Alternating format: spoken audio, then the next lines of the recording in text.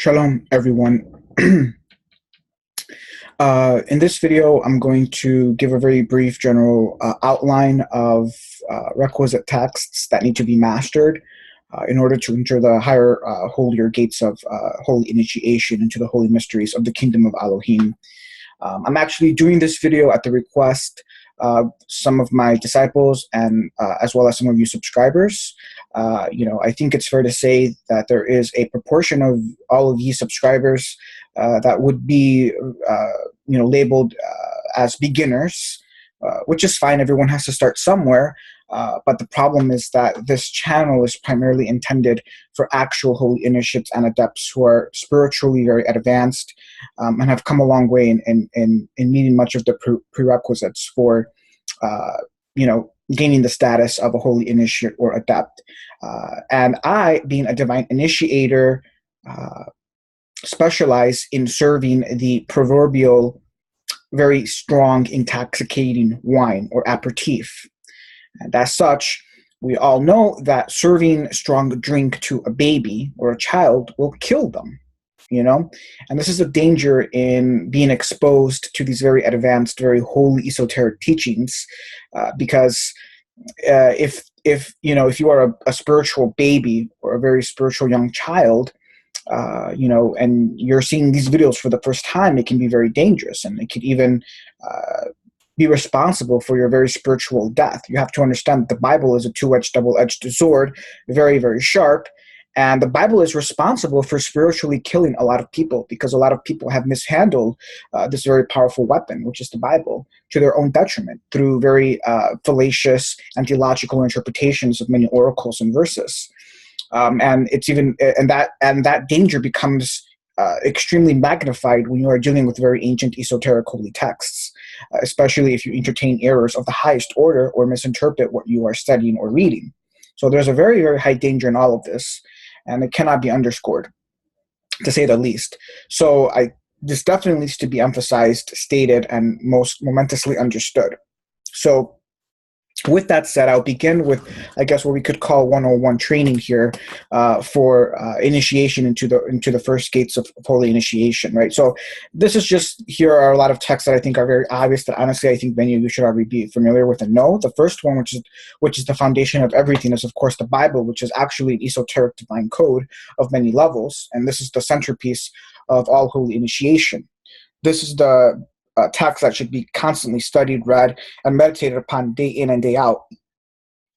All other texts are nothing more than auxiliary or supplementary in nature. Now, one very important text that I think should be read is the works of Flavius Josephus. I think there's two principal texts that I think are requisite for reading. One is Antiquity of the Jews. Now, I'm not here to tell you that you need to read all of the Antiquity of the Jews. I think that if you have the time, you should. But I think that as far as the Antiquity of Jews is concerned, you should probably read the first, 10 books or so, and the books that are concerned with the history of Judea during the Second Temple period, which will give you important context and understanding when you begin your readings of the New Testament, specifically the Synoptic Gospels. Another very critical work that is a more advanced text is Against Apion. This text is very critical, is very requisite in reading, because by reading this text, you're going to understand from a very ancient perspective that our theosophy is the true archetypal theosophy of the entire universe, and that all other theosophies are nothing but inferior images. And Flavius Josephus does a very good job in explaining and demonstrating all of this. So this is why it's very, very critical to understand. You need to understand the essence, and context of our very primordial theosophy. Okay, because again, this is a point that is completely lost on a lot of goyim and even impure, unholy, stupid, retarded occultists, which are just very prevalent in this generation. Okay, now the next texts that are also very prerequisite are the Talmudim. Now, as far as the Talmudim are concerned, I have Talmudim here in the plural because there are two Talmudim vis-a-vis the Babylonian Talmud and the Israeli or Jerusalem Talmud, okay, known as Talmud Babli and Talmud Yerushalmi. Now, obviously the most popular, most famous Talmud, the most studied of them is the Talmud Babli, and the lesser studied and lesser known is Talmud Yerushalmi. Now, among all of the Kabbalists, all of them unequivocally know and will tell you that Talmud Yerushalmi is considered to be far superior and more correct than Talmud Babli. Okay, so with that said, I would suggest that you should read Talmud Yerushalmi over Talmud Babli. But again, it also should be understood that many sections between these two Talmudim are almost the same, almost the same verbatim. So there's not that many differences, between the two texts, although there are quite a number of them, at least momentous in nature. But I would begin with Talmud Yerushalmi, considering that most Kabbalists consider Talmud Yerushalmi to be far superior. I think you'll do yourself a great service in beginning and reading and mastering Talmud Yerushalmi over Talmud Babli. Now, I'm not, again, for purposes of holy initiation, it is not prerequisite that you read all of the Antiquity of the Jews, that you read all of Against Appian, and that you have, completely studied and mastered all of the Talmudim. I would tell you that it's not a prerequisite, but you should be very well acquainted and have a strong foundation in these texts, okay, especially the Talmudim, okay. Now, three tractates that I think that you should read and master are really in Talmud Babli, okay, is Talmud Sanhedrin, Talmud Zebachim, and Talmud Brachot, okay. And so these are three tractates that I think are good introductory tractates to begin to study and master. Now, the reason mastering and studying the Talmud is very critical is because the Kabbalistic texts have many citations and expansions upon teachings that are found in the Talmudim. The Talmudim will acquaint you with the proper ancient mindset to understand many of the constructs and concepts of the Holy Word. These are the first constructs and concepts that must be mastered before you can actually enter the higher, holier gates into holy initiation, okay? Because there is a proper way to read and to understand and meditate the Holy Word, which you will become acquainted with by actually studying and meditating and reading the Talmudim. So it's very, very critical, okay? Now, if you're a Christian, very critical, because most Christians are very ignorant. And much of what is learned and studied in seminaries, or I should really call cemeteries, is very fallacious, very erroneous, very false, theology and exegesis. Okay, the Christians were not given the keys to proper exegesis on the Holy Word. That was given to us Jews. We were given everything: the oracles, the holy wisdom, the esoteric wisdom. It was all delivered and given to us. We are the masters, initiators of all of this, not the Christians. Okay. Critical to understand. And if you're a Christian and you disagree with this, please leave this channel. This is not for you. You are part of the profane. You are part of the uninitiated. Just please go away. I do not have time to deal with stupid, retarded Christians that don't understand what's really going on here. Okay? Then there is the Midrashim. Now, of the Midrashim, the texts are very voluminous and very large in nature. So a good starting point, I think one of the best starting points, is to read Breyshith Rabbah, which is the great midrash on the first book of the Torah. Again, by studying and meditating this midrash, you'll become acquainted and initiated into the very proper ancient mindset as to how you are to study, how you are to meditate, how are you to interpret the verses in the ancient Torah. It opens your mind up into the proper way of meditating and studying and penetrating the ancient holy text in the original Hebrew, mind you. Okay, so this is why studying and mastering the Talmudim and the Midrashim is very, very critical. You need to first learn and become acquainted as to how to properly understand, how to read, how to interpret the Holy Word. Okay, you're only going to learn that. You're only going to understand that by first reading, mastering, and studying the Talmudim and the Midrashim. There is a correct and proper way. Okay, you need to master that first before you enter the higher holy gates of initiation into the more arcane constructs of the Holy Word. Okay, now.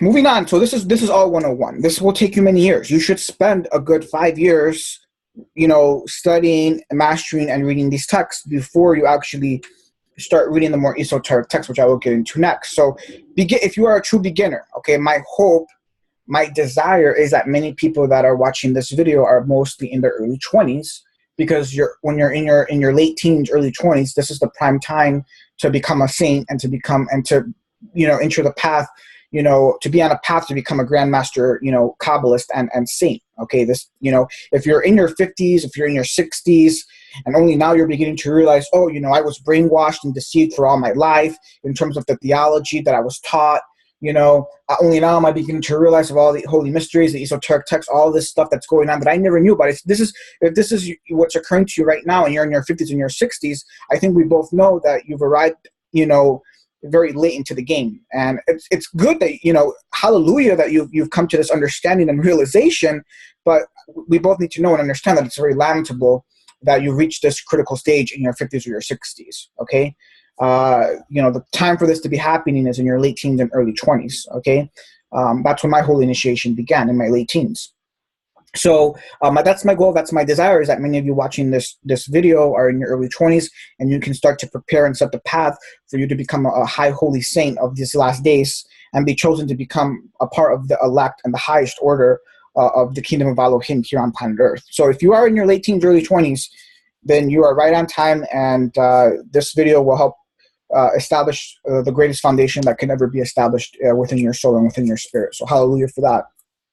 So this is 101. These are the requisite texts. They must be mastered. They must be studied before you can actually enter the higher gates of holy initiations. Because if you enter the actual esoteric gates of holy initiation without mastering these texts, you're just not going to fully understand and comprehend what you're reading, what you're learning, and what you're studying. That's just a fact. Okay, so very critical to understand this. Now if you have actually read the Talmudim, you actually have a good foundation in the Bible. You have to, before you actually get into the Talmud and the Midrashim, you will already have to have read the Bible from the front to the back a good 3 times, if not more. Okay, so the first gate of all gates is reading and mastering the Bible.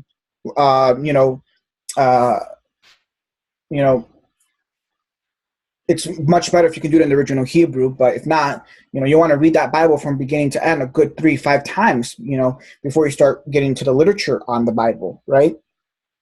So that takes time. It's going to be a number of years, before you get to that point. So, this is a very long, arduous process, to say the least. Now, once you've mastered the Bible, once you read the Bible many times over and over again, you've read many books over and over again, you've studied and meditated on it, you have, read a lot of the Talmudim and studied it, and you've read some of the Midrashim, studied them. Now you can begin to actually get into the holy mysteries. Okay, again, you don't need to master and read all of the Talmudim and all of the Midrashim. That's a lifetime's work, so no one's expected to get to that point. Okay, so again, you just need to have a good foundation in those texts and understand a lot of that stuff that's going on in there. And once you have a good foundation there, then you can move on into the holy mysteries. Okay, you don't need to spend all your life, studying the Talmudim and the Midrashim. Okay, so once you've done that, then you can get into the holy mysteries. Now, the first actual gate is to master all of Philo Judaeus. Now, you do need to master all of Philo Judaeus. This is a prerequisite. Philo Judaeus was the chief magician and grandmaster Kabbalist of the Second Temple period in the generation of Yeshua. In the generation of Yeshua, the chief Kabbalist, before Kepha, his chief disciple, became a chief Kabbalist, it was Philo Judaeus. Okay, and that is a fact. And he wrote many volumes that are very Kabbalistic in nature. Now, it's not full-blown Kabbalah because he did a very good job in masking it. Now, I don't have enough time and space to go into his very hardcore Kabbalistic writings here, but you need to read all of his treatises and master them. You have to understand that Philo Judaeus was an individual with an extraordinarily high SQ and IQ, meaning his writings are extraordinarily advanced, extraordinarily intellectual, philosophical, in nature. Very spiritual in nature as well. So if you're once you begin reading his text, it requires an individual who has a very high IQ and a very high SQ. Not everyone is meant to be a holy initiate or adept or grandmaster Kabbalist. It's an inconvenient truth, okay? This is a process, this is a school, this is an order that is but for a very few and elect. It is not for everybody. So that's the first critical point to understand, okay? This is not for everybody. This is but for a very few hand-chosen elite souls that can actually enter this order and enter these higher gates of initiation. For Philo Judaeus, you have to be an exalted soul with a high IQ and SQ to actually penetrate and understand his treatises. They are very, very advanced. And yes, you will probably have to read them, some of them, a few times over before you can fully understand them and extract what is contained within them, because there are some very powerful, profound holy mysteries that are contained within his writings, okay? The next book after you read Philo Judaeus, or can be read concurrently as you're reading Philo Judaeus, is another top-notch book that I recommend called The Philosophical Writings of Ibn Gabirol. Ibn Gabirol was a Grandmaster Kabbalist who lived about 1,000 years ago. And this book was written by a Rabbah, an Orthodox Jewish Rabbah who lived in the late 1800s, who did not become fully initiated until the latter part of his life in his 80s or 90s. But he had a very high IQ, so he was able to pass through the gates in a very quick manner. And he wrote a lot of very excellent books dealing with the Kabbalah once he became initiated. And he is considered to be the father of the Reform movement in Judaism. But as you know, the Reform movement was corrupted and perverted by Lucifer. Because he was the father of the Reform movement, he was to be the father of the third branch of Judaism, that was the branch that was full of Grandmaster Kabbalists, holy initiates, and adepts of the highest order. But Lucifer ended up corrupting that into it becoming a very satanic branch of Judaism, which is very, very sad. Again, to fully get into this matter is far beyond the canon scope of this video. The point is that this book is an excellent introduction into the Holy Kabbalah from a Christian perspective, and it's very deep in the Christian Kabbalah in going into the heart and essence of the ancient Kabbalah, whose cornerstone and foundation is really Yeshua HaMashiach. So very, very good book. If you're a Christian, I highly suggest that you read this book, The Philosophical Writings of Ibn Gabirol. It will take you very far in your understanding of a lot of matters. Now, if you're a Jew, another book that I would recommend is called Or Neerab, which is a book that Moshe Cordovero, the Grandmaster Kabbalist, wrote, which was designed to be an introduction for all Jews into the Holy Mysteries. Now, personally, I've never read this book, but a lot of Rabbanim and Kabbalists use this book in their schools to initiate fellow Jews. So I don't know how good this book is. I haven't read it myself, so maybe some of you can get it. I have a link below. In fact, I have a link to all of these books below. But hopefully, it's a cheap book. I think you can get it for like $30 on Amazon. So if you're a Jew, I would suggest picking up this book. And maybe you can leave some comments on the video. Come back later and leave some comments as to giving your thoughts, or reviews of this book, as to its quality and how good it is. But again, this is written by Moshe, a Grandmaster Kabbalist, so it should be good. Now, once you have read these texts, okay, so if you're a Jew, I suggest you read Or Neerab, but you should also read the Philosophical Writings of Ibn Gabirol, because again, this book was written by another Jew. Philo Judaeus is a prerequisite, must be mastered, must be read and studied. It's a hard prerequisite for initiation into the Holy Mysteries. There's no way getting around that, okay?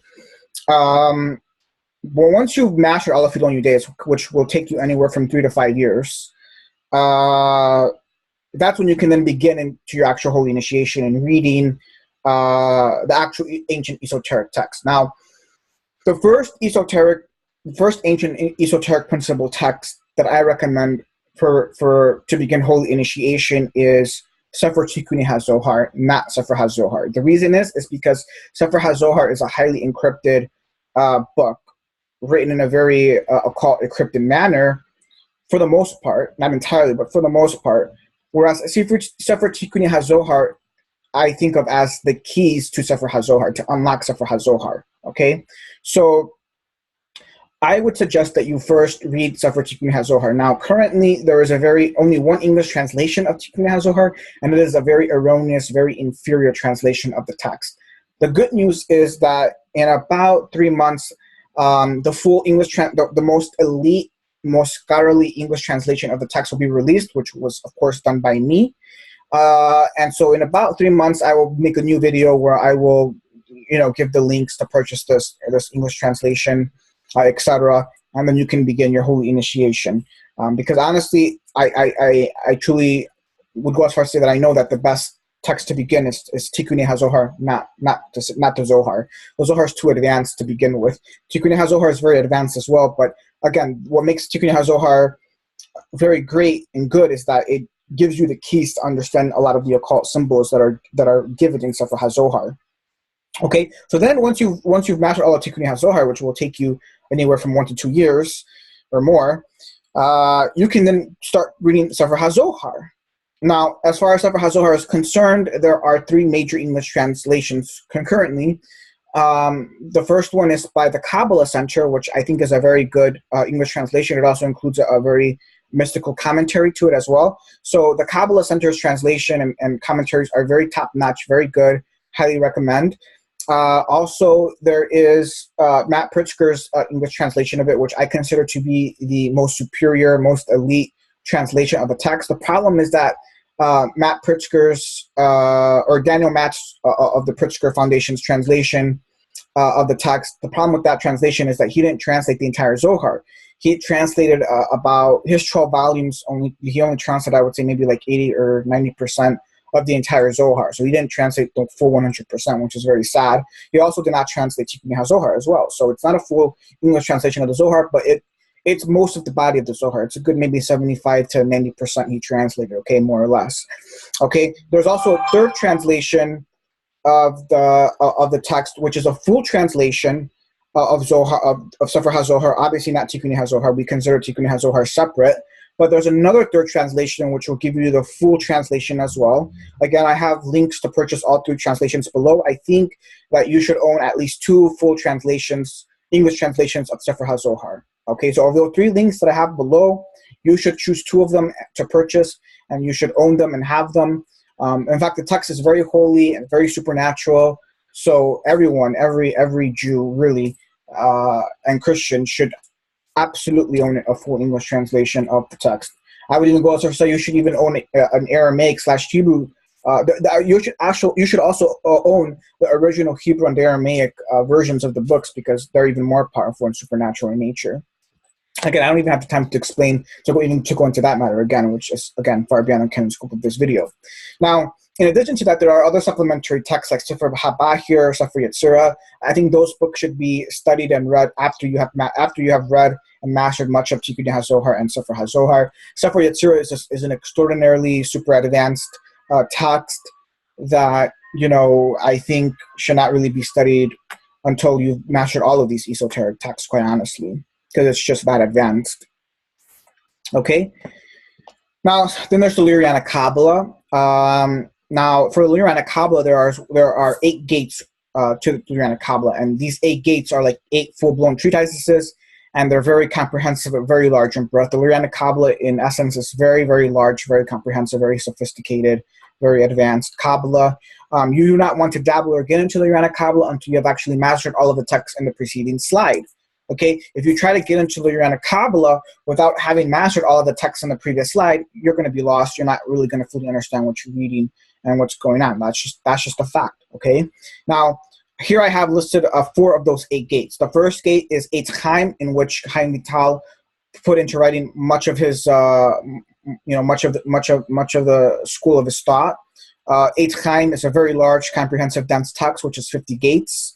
Then there's Sha'ar Ruach HaKodesh, which I've done some videos on, which is primarily concerned with Yehudim. There's Sha'ar HaGilgulim, which I've also briefly covered in another video, dealing with the holy mysteries of reincarnation. Again, there are errors in this text. There is also Sha'ar Kedusha, which is Gates of Holiness, which is a very hardcore, very holy text that I recommend that everyone reads. Now, Sha'ar Kedusha is divided into, I think, 4 gates or so, and the 3rd and 4th gates are very esoteric, very advanced. But I think the first 2 gates are pretty open, pretty general, and dealing with holiness and its nature. And I think it's incumbent upon every initiate and adept to fully read and understand the first 2 gates of Sha'ar Kedusha, because it's a very holy text that will put a lot of things into perspective, to say the least. Okay, moving on, I just want to make some brief, speak on a brief points on citations. So Sefer HaZohar is divided into 3 main books, and then each of these 3 books is divided or made up of separate small esoteric books or sections. And the Hebrew word daf, which you might see a lot, is actually Hebrew for page, because that's how the page numbering system was or is in Antiquity, and it can also mean folio. So, as an example, when you're citing from these ancient Kabbalistic books, you should always cite by using the word daf, which is page or folio, and then the actual page. Now, the numbering system uses the 2 letters A and B. So when you open up a book, a standard book, when you open it up, will have 2 pages. Okay, so the right page is called A, and then the left page is called B. So the first page on the right would be known as 1A, and then the next page on the left would be called 1B, and it would go like that to 2A, 2B, 3A, 3B, and it would go on like that until the end. So this is how you should cite from these books. So as an example, when you're citing from Sefer HaZohar, you need to cite the book. Is it book 1, 2, or 3? And then the actual citation. Is it daf 1A, daf 35A, or daf 35B, etc.? Okay? So just to know on how to properly cite from these books, because more often than not, I see too many people, they're not properly scholastically citing from these books the proper and correct way. Okay? So with that said, that wraps up this book. I do have links below this video. I have links to every one of the books that was mentioned here, where to purchase them, and the most superior and elite translations of these texts, because some of these texts do have many translations, and so I have selected the links that I have provided below are links to the most superior, most elite translations of these texts, which if you are going to purchase these texts, you must purchase the most superior and elite English translations of the texts to better fully comprehend and understand these texts. Okay, so hopefully this video can push you right along your very long path of initiation that will take many years. Shalom, wa amen.